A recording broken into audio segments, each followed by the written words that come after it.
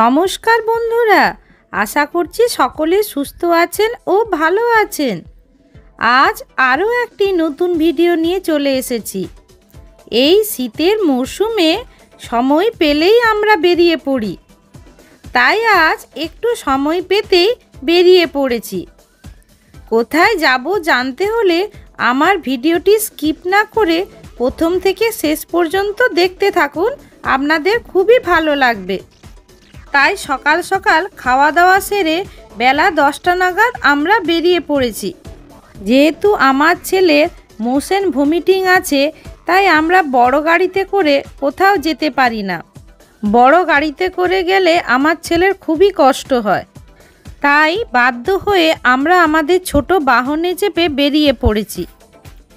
শীতের হালকা আমেজে প্রকৃতি এত সুন্দরভাবে সেজে উঠেছিল যে আমাদের ছোট বাহনে করে যেতে খুবই ভালো লাগছিল। দুদিকে সবুজে ঘেরা গাছের মধ্যে দিয়ে যেতে আমাদের খুবই ভালো লাগছিল। আমরা আজ খিরাইয়ের ফুলের বাগান দেখার জন্য বেরিয়ে পড়েছি। আমরা খিরাইয়ের ফুলের বাগানে পৌঁছে প্রথমেই সর্ষে বাগানের সামনে কিছু ছবি তুলে নিলাম। কি অপূর্ব সুন্দর লাগছিল সর্ষে বাগানগুলো। আমার তো সর্ষে বাগান দেখতে খুবই ভালো লাগে। বন্ধুরা, আপনাদের কার কার এরকম সর্ষে বাগান দেখতে ভালো লাগে আমাকে কমেন্ট করে জানাবেন।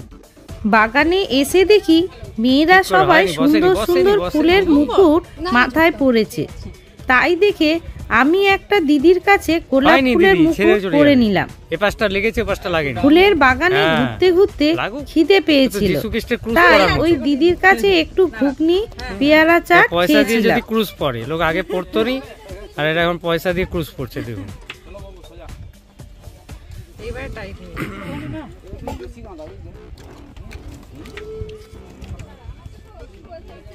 পুরা তোমাকে পাগলির মতো লাগছে।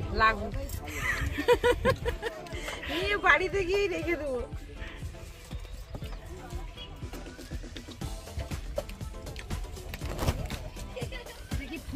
আমরা যখন এসেছি তখন খিরাইয়ের ফুলের বাগানে এখনো ফুল হয়নি, কারণ এবছর বন্যায় পাঁশকুড়া অনেক দিন ধরে জলে ডুবেছিল, তাই দেরি করে ফুলের চারা গাছ লাগানো হয়েছে। এখানে 25শে ডিসেম্বর থেকে 14ই ফেব্রুয়ারি পর্যন্ত মেলা হয়। এখানকার ফুল চাষিদের কাছ থেকে জানতে পেরেছি জানুয়ারিতে এলে ফুল দেখা যাবে। এই সময় এসে যতটুকু ফুলই দেখতে পেয়েছি সেটা দেখতে খুবই ভালো লাগছিল।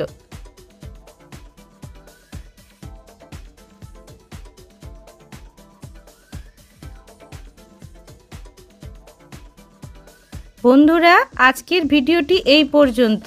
আজকের ভিডিওটি যদি আপনাদের ভালো লেগে থাকে আমার চ্যানেলটিকে লাইক, শেয়ার এবং সাবস্ক্রাইব করার অনুরোধ রইল, এবং ফেসবুকের বন্ধুরা আমার প্রোফাইলটাকে ফলো করার অনুরোধ রইল।